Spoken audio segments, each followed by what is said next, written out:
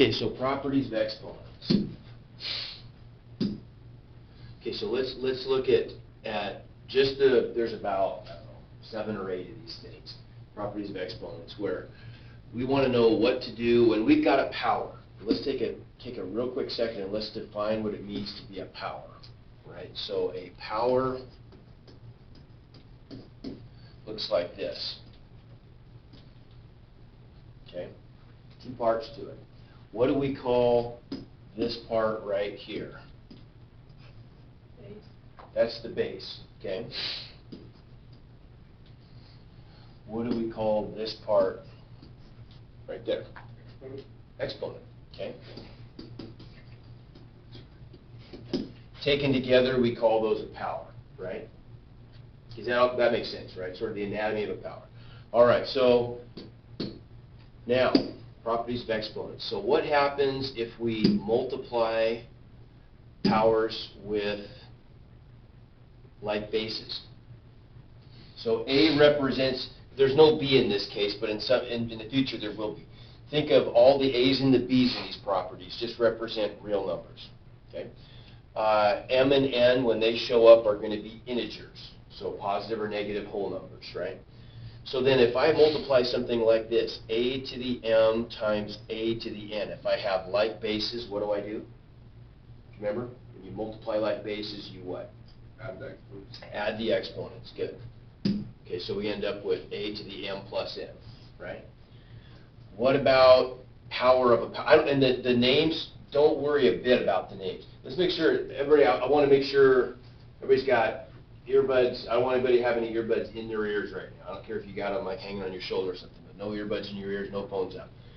Power of a power property. So if we take a power to an exponent, right, or a power to a power, whatever you want to think about it. If I've got something like A to the M to the N, what do I do then to the exponents? Times Multiply. Good.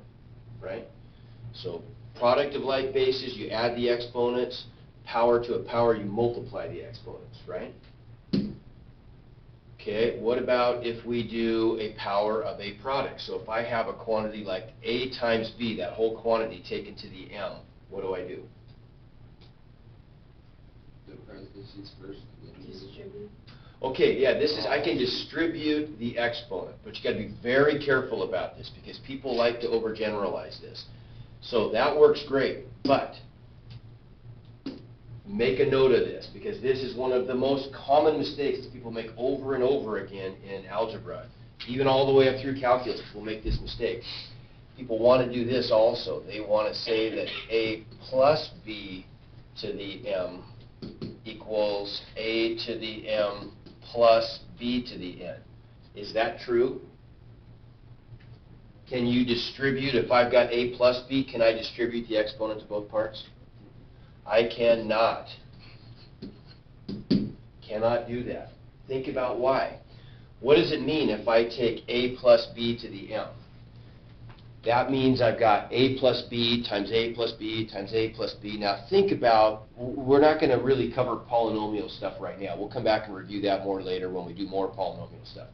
But if I multiply polynomials, remember, that's a big deal. I got to distribute everything through, add up like terms, right? So things get ugly fast. So this is much more complicated than just distributing the exponent, right? If we want to look at a quick example of this, let's take the example, like, how about if we do something like xy cubed? Well, think what that means. That's just xy times xy times xy, right? No big deal, right? When I multiply stuff out, remember that multiplication, and we'll review these properties more in the future, but multiplication is commutative and associative, meaning I can move things around and multiply in any order I want to, right? So I don't really need those parentheses. I could just write that as like that, right? But why not group them differently? Why not group all the x's together and all the y's together? Makes sense, because I could do, if I have 2 times 3 times 4, what's that equal to? 24. Does it matter if I write it as 2 times 3 times 4 or 2 times 4 times 3? Makes no difference, right? So I could flip this around and write it as x times x times x times y times y times y. And then that's just equal to x cubed times y cubed, right? So we don't have to do all that stuff because we've got this property. We can just distribute the exponent over the product, right? No big deal. Okay, but compare that to what happens if we've got a sum. Now what if we have something like this? What if we have x plus y cubed? Well, that's equal to x plus y times x plus y times x plus y. Now I can only multiply things in pairs, so I would have to like multiply these first two out, right? Distribute the x all the way through, distribute the y all the way through, add up like terms, then distribute whatever I get for that big answer, distribute the x through and distribute the y through. When all is said and done, if I did all that stuff, just trust me on this, the answer would be x cubed plus 3x squared y plus 3x y squared plus y cubed. It's way complicated, right? And that's after it's a lot of work to get there. I've got to add up lots of like terms even just to get to that answer. So you can't do that. You can't distribute the exponent through when you're adding or subtracting. Okay? Don't do it. Never works. All right, so back to our properties then.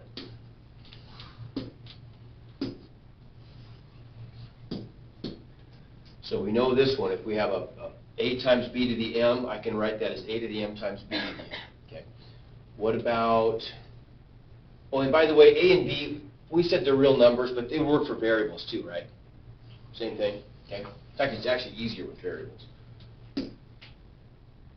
Oh, not that. Okay, negative exponent property. What's that mean? I want to say a little bit more about this. If I have a to the negative m, what's that equal to? What do I do if I have a negative exponent? Remember? Goes to the bottom, right? But there's a better way to think about this one. The better way to think about this one is that whenever you have a negative exponent, here's what I always tell my students. When you have a negative exponent, you always take the base and move it to the other half of the fraction and make it positive. So for example, if I've got something like x to the negative 3, that's really x over 1, isn't it? Right? Everything can be made into a fraction. So if the base x is taken to a negative power on top, where do I move it? I move it to the bottom and make it positive, right? It also works the other way. What if I have 1 over y to the negative 2? It's negative on the bottom, so it's positive where? On the top, right? So I just write that as y to the positive 2. Okay, so that's really how you should think about this negative exponent property. You know, you just always think that if you have a negative exponent on the bottom or the top, it's positive on the other half. Okay? Questions on that? All right.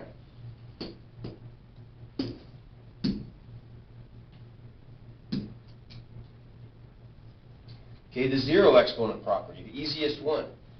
Anything to the 0 is always equal to 1, no matter how complicated it could be. If it's something to the 0 power, it's always equal to 1 every time. That's an easy one. Okay, the quotient property. Now the quotient property goes with, I think, these two go together, the quotient property and the product property. Yeah, right. If I multiply like bases, I add the exponents. If I divide like bases, I subtract the exponents. Right? Everybody agree? Okay? Okay, so why do we sometimes write it like this? This is a little strange. A to the m over a to the n would equal a to the m minus n, but I could also write it as 1 over a to the n minus m. Here's why we do that. Here's why I do that. Here's why I tell people. A lot of times it's not written that way in the books. I think I added this to the PowerPoint. Here's why you do it. It makes life easier. Say I've got something like x to the 7th over x cubed. What do I do with that? If I divide like bases? 7 minus 3. 7 minus 3. I subtract the exponents, right? x to the 7 minus 3 equals x to the 4th. Now, usually I'm going to ask you to write the answer in terms of positive exponents, so that's fine, right? What if we have something like this? What if we have x to the 3 over x to the 9? X to the negative 6, and then you put it on top. Okay, good. So if we were just to use the regular old quotient of powers rule, then we would say x to the, let me write this a little different. Let's do this. We would write it as x to the 3 minus 9 equals x to the negative 6. But then we got to take that to the bottom, right? That's a waste of time, right? It'll work, but why not instead just write this as x 1 over x to the 9 minus 3 equals 1 over x to the 6. Okay, so the rule is, when you have when you're dividing like bases, you're going to keep the base where it has the highest exponent, the biggest exponent, and subtract the other one, right? So 9 is bigger than 3, so we keep the x on the bottom and subtract the 3 from the 9. Make sense? Okay, try one more of those. What if I give you something like, this? X to the negative 5 over x to the negative 3. There's a bunch of ways I could do this, but let's just use the rule we just talked about. What's bigger, negative 3 or negative 5? Negative 3 is, isn't it, right? So where are we going to keep the x? On top. You told me negative 3 is bigger than negative 5, right? So it's got to stay on the bottom then. So I get 1 over x to the negative 3 minus negative 5.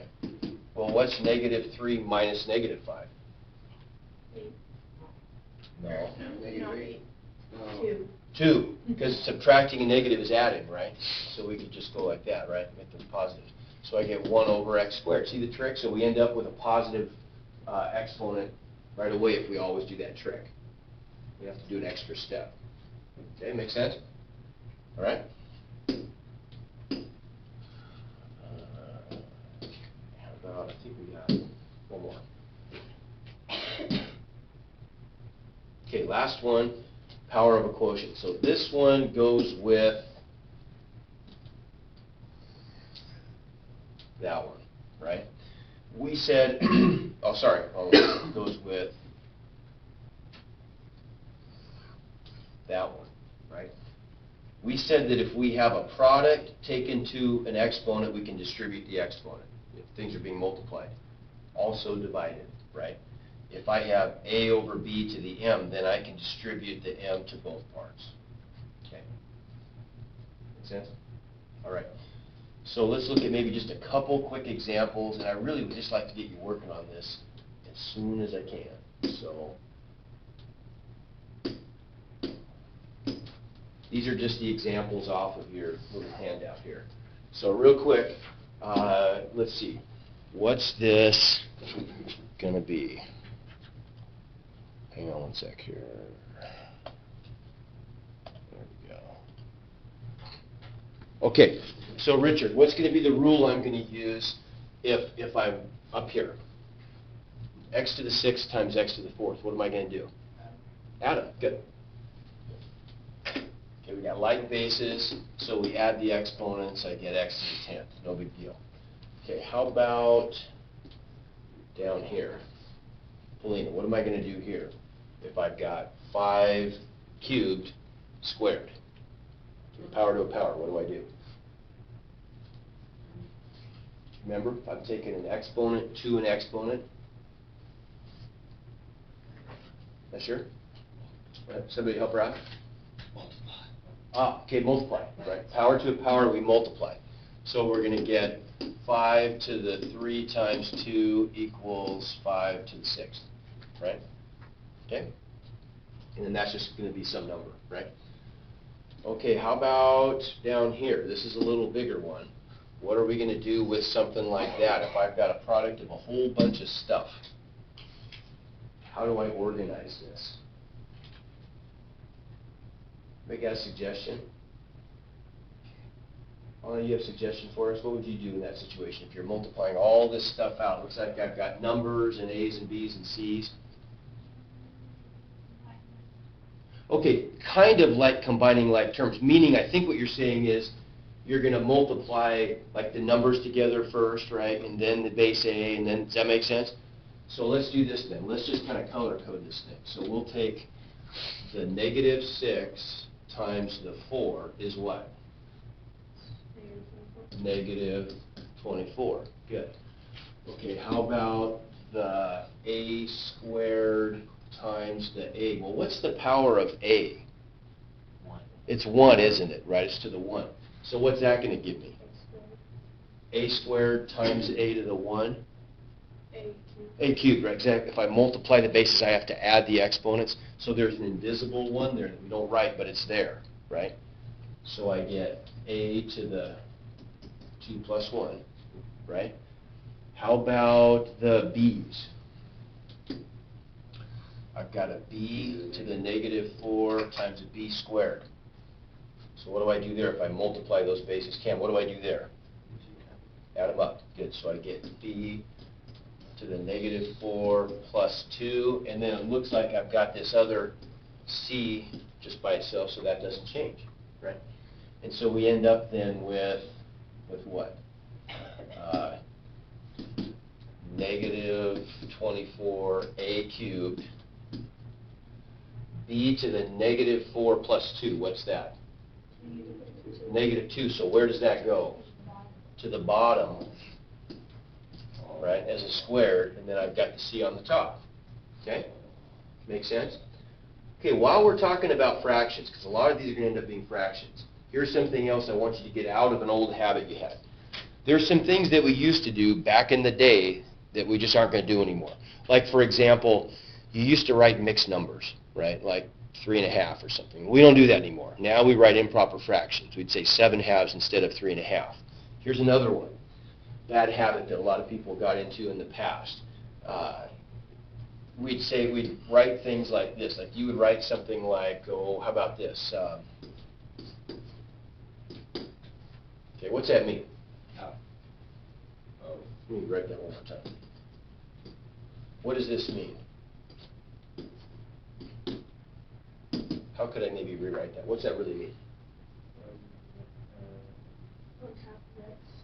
1/2 of x. So it might mean, yeah, it could mean 1/2 of x. What could it also mean? 1 divided by 2. Yeah, it could mean 1 over 2x, couldn't it? I mean, technically we would need to have parentheses there.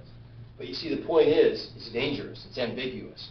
We never want to write fractions using slashes anymore. We want to always use fraction bars, so it's horizontal. And then you know for sure, did I mean that, or did I mean, you know, then maybe I would write it as like 1 over 2x, or even put the x on the top, right? See what I'm saying? If you write horizontal fraction bars, you never have to worry about what did I really mean, or what does that really mean when I read it, okay?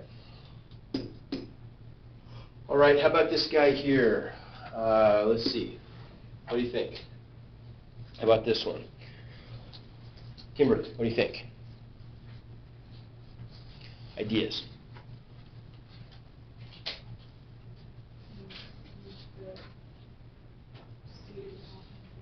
Good. C to the top, B to the bottom. There are no like bases here, are there? So the only thing we have to do is just flip around the ones that are negative. So we get A cubed, C squared over B to the 6th. Very good. Ellie, what about that guy right there? What do you think?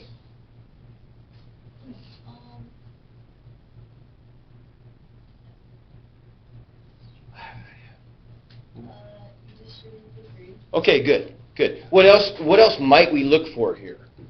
We probably look in here first, don't we, to see if we can simplify anything inside the parentheses, if there are any like bases we could combine or something first, but there aren't in this case, right? So we would just distribute to 3. Everybody agree? Okay. So real quick, that would just work out to be negative 2.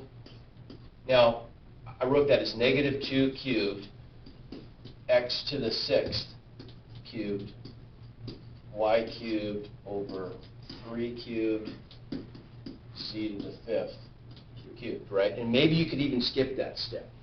Okay, what is negative 2 cubed? 4, or no, 8. Positive or negative?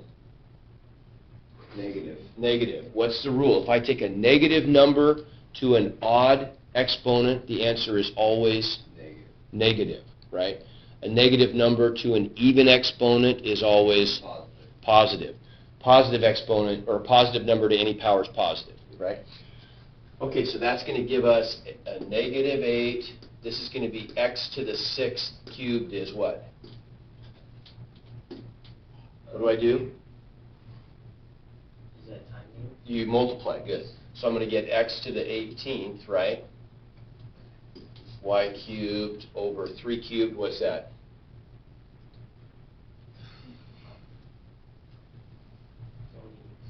27.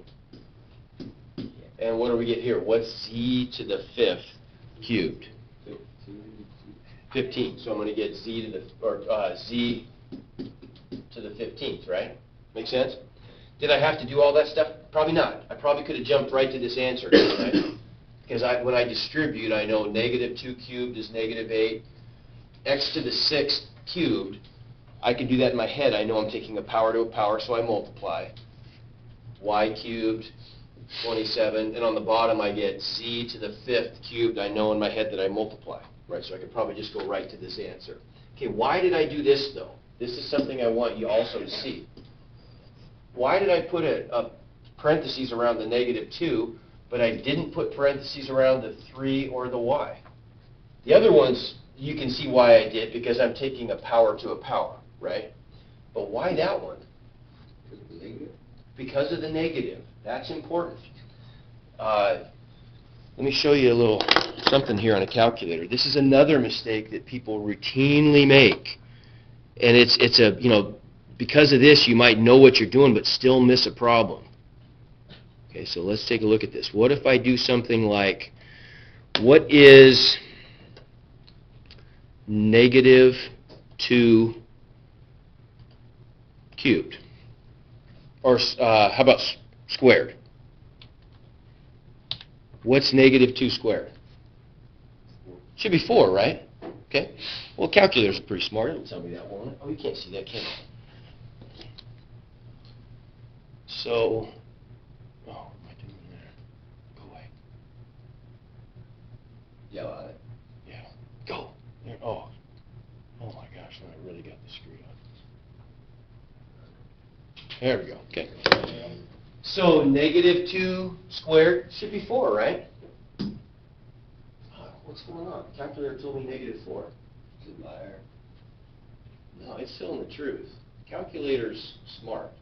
I didn't ask it the right question. I didn't ask it what negative 2 times negative 2 is, right? I asked it what 2 squared times negative 1 is. See the difference? The calculator knows order of operations. It knows it should do the exponent first before multiplying by negative 1. But that's not what we were trying to ask. We were trying to ask what the number negative 2 squared is, right? So what would I have to do instead? Always put it in parentheses. Anytime you take a negative number to a power, you should always put it in parentheses. That works. Okay? Make sense? All right.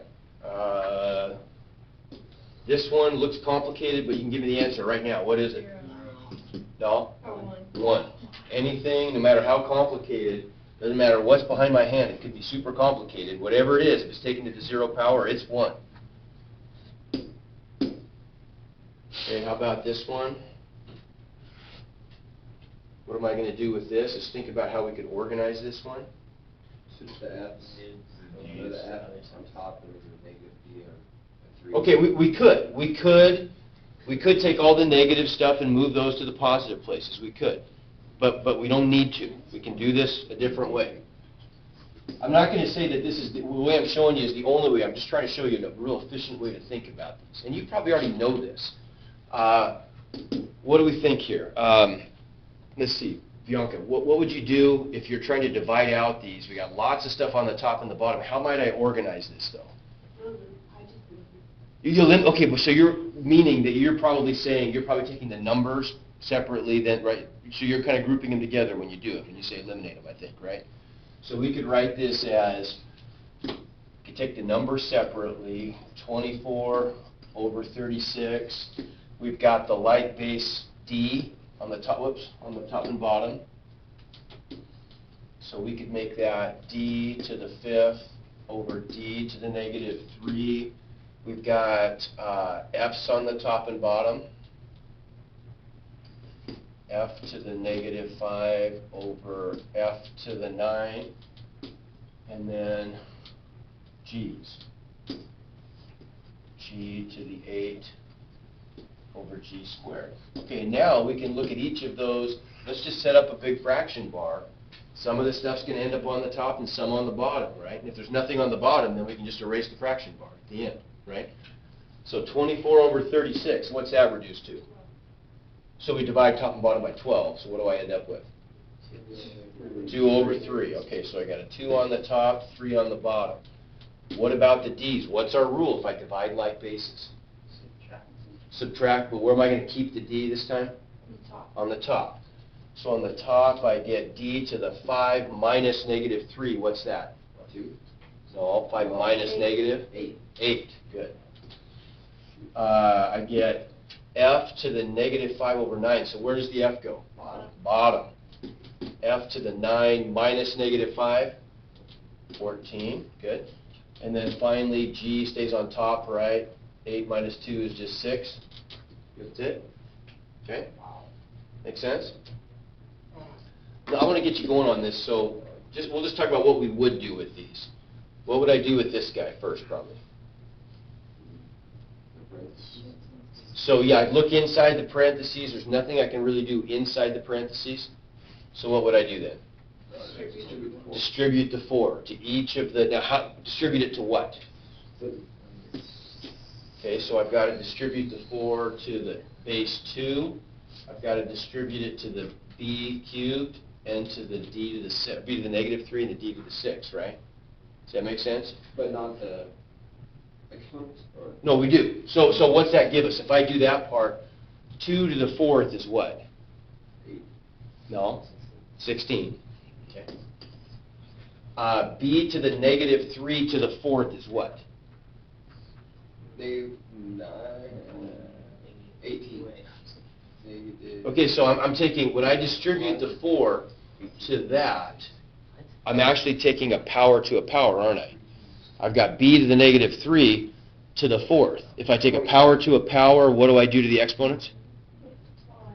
What do I do? No. If I take a power to a power, I multiply, right? So I'm getting b to the negative 3 times 4, right? B to, and you were probably trying to go further with that, weren't you? I'm not even worried about this part yet. Okay, so just this part right here, I've got b to the negative 12, and then d to the 6th to the 4th would be d to the 24, right? And then I'm going to multiply that by 3b to the 7th d. And what do I get for my answer? So let's make our fraction bar. 3 times 16, we'll do the numbers first. 48. 48. I've got b to the negative 12 times b to the 7th. B to the negative. B to the negative 5, so where does it go? Bottom. Good, so we've got b to the positive 5 on the bottom, right? Everybody good? D to the 24 times d. Good, because there's a 1 there, isn't there? D to the 25. Okay, good. And then what about down here? This looks kind of complicated, but what about this whole thing to the negative 1? What's that mean? If I have a fraction to the negative 1, what do I do? Let's take a simple example. What if I have a over b to the negative 1? What's that equal to? I could distribute it, couldn't I? It'd be like a to the negative 1 over b to the negative 1. But then if the a and the b are both to the negative 1, what do? I got to change places, right? So here's the trick. If I have a fraction to a negative exponent, let's not even make it the -1. Let's make it more complicated. Let's make it the negative k. Then that's the same thing as the fraction b over a to the positive k, isn't it? If I have a fraction to a negative exponent, I can take its reciprocal to the positive exponent, right? So down here, all I'd have to do to this one, and it looks a lot easier, is just flip the whole thing to the 1. If it's to the 1, I don't even need the 1 there, right?